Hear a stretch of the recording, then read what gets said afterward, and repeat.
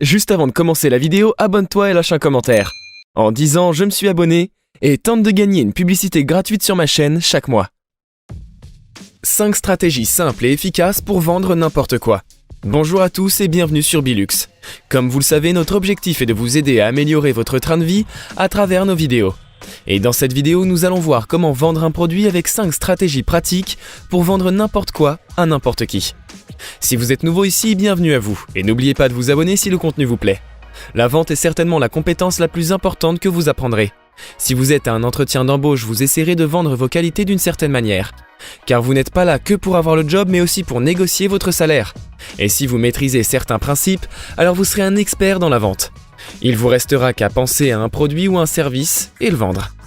Ce qui fait la différence entre cet homme, Steve Jobs, et le reste des entrepreneurs, est que lui a su comment vendre à 1000 € un produit qui coûte 100 € à produire. Et si vous ne savez pas, il y a des raisons spécifiques qui désignent pourquoi les gens achètent chez vous et pas chez quelqu'un d'autre. Et aujourd'hui, nous allons voir avec vous 5 méthodes scientifiques qui vous aideront à vendre n'importe quoi. Alors commençons. Numéro 1, l'autorité. Nous sommes tous plus susceptibles de suivre un conseil si celui-ci vient d'un expert en la matière. Nous sommes trop paresseux pour réfléchir, alors le fait qu'une info vienne d'une source crédible, nous la prenons sans hésiter. C'est pour cela que nous trouvons souvent des vendeurs qui accrochent au mur leur certification, car cela envoie un message aux gens en leur précisant qu'ils ont affaire à un expert. Vous devez aussi prouver votre crédibilité. Vous pouvez présenter un produit de plusieurs manières différentes. Si vous vendez un produit médical par exemple, n'oubliez pas de mentionner que vous êtes un docteur avec des années d'expérience. Vous pouvez utiliser de l'autorité indirecte, comme par exemple les habits que vous portez ou les mots qui sortent de votre bouche.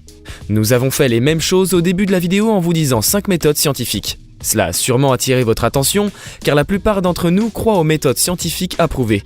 Justement, la science dit que les gens vous croiront plus facilement si vous mentionnez que la science dit que. Et si vous n'êtes pas une personne très crédible, au moins travaillez sur la crédibilité de votre produit. Numéro 2, faites que l'autre personne vous aime. On vous a sûrement déjà accosté dans la rue pour vous vendre quelque chose, et vous avez refusé instantanément la personne. Maintenant, imaginez que ce soit votre ami. Il sera difficile de refuser. On pourrait même se sentir coupable de ne pas lui acheter le produit. Alors pourquoi ne pas utiliser cette astuce avec tous vos clients ? Il y a beaucoup de raisons pour qu'une personne vous apprécie. En général, nous aimons une personne qui est comme nous. Nous aimons les personnes qui nous remplissent de compliments et ceux qui travaillent et collaborent avec nous. Alors, avant d'attaquer avec la vente du produit, parlez avec votre client et trouvez vos points communs. Peut-être que vous êtes tous les deux fans de football ou que vous supportez la même équipe. Plus vous lui donnez de chances de vous apprécier, plus vous augmentez vos chances qu'il achète votre produit. Numéro 3, donnez et recevez. Nous nous sentons obligés de rendre l'appareil à quelqu'un si ce dernier nous a offert quelque chose. Généralement, lors de votre anniversaire, vous invitez les personnes qui vous ont déjà invité à leur anniversaire. Aussi, vous aidez automatiquement les personnes qui vous ont déjà aidé, car vous vous sentez obligé de le faire. C'est pour cela qu'on offre souvent un échantillon du produit gratuitement, pour que vous vous sentiez obligé d'acheter le produit à la fin. Ils ne font qu'utiliser votre côté psychologique pour arriver à leur fin, qui est de vendre le produit. Mais vous n'avez pas besoin d'offrir quelque chose à chaque fois. Cela peut impliquer que des mots comme un compliment ou autre. L'important est que vous soyez le premier à donner sans avoir l'air d'attendre quelque chose en retour. Il faut que ce soit naturel et spontané. Numéro 4, le principe de la preuve sociale. Si les autres personnes le font, alors il y a de grandes chances que nous le ferons aussi. Nous regardons toujours autour de nous avant de prendre une décision. Si tout le monde achète le dernier iPhone, alors il y a beaucoup de chances que nous faisions la même chose.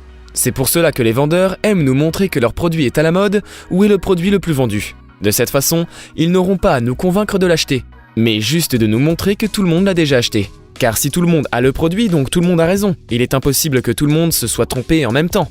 Tel est le raisonnement de la plupart des personnes. C'est de cette façon que tout le monde pense. Alors lors de la vente de votre produit, c'est bien de parler de ses caractéristiques, mais vous devrez montrer sa popularité. Numéro 5, la rareté.